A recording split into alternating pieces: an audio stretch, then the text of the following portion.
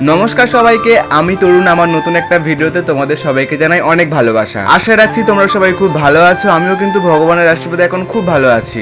এই দেখো, খুব ভালো আছি বলে যেন তোমরা আবার নজর দিও না। নজর জিনিসটা আমার আবার খুব তাড়াতাড়ি লাগে, যেন সে সম্পর্কের ক্ষেত্রে হোক বা কোনো ভালো কাজের ক্ষেত্রে হোক বা নিজের শরীরের ক্ষেত্রে হোক। চলো, অনেকদিন বাদে আমি ক্লাসে যাওয়ার একটা ভিডিও তোমাদের কাছে নিয়ে এলাম। যদিও এই ভিডিওটা অনেকদিন আগে আমি তোমাদের সাথে শেয়ার করবো বলে আর করে ওটা হয়নি, যেহেতু আমার 2-3টে ভিডিও অলরেডি আমি পোস্ট করবো বলে ভেবে রেখেছিলাম, বা সেগুলো ভয়েস ওভার সব কিছু গুছিয়ে রেখেছিলাম। এই দেখো, ক্লাসে গেছিলাম, ক্লাসে গিয়ে যা করি দেখলো।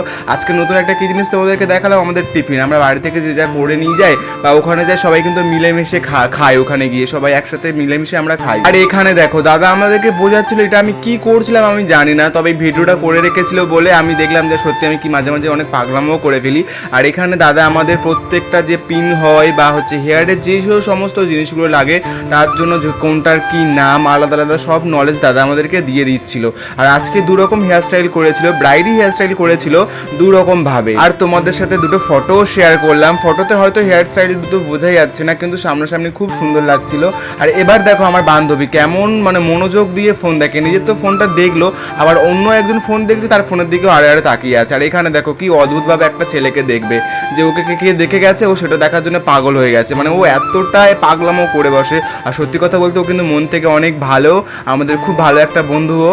আর এখানে ওকে নিয়ে আমি একটা বাজে কথা বলছিলাম, ওই জন্য টিফিন বক্সটা ফেলে দেয়। আর এই দেখো, ট্রেনে আসার সময় কতটা মুখে ক্লান্তি, শুধু তোমরা দেখো, দুপুরবেলা করে না ঘুমালে কি ক্লান্তি থাকে।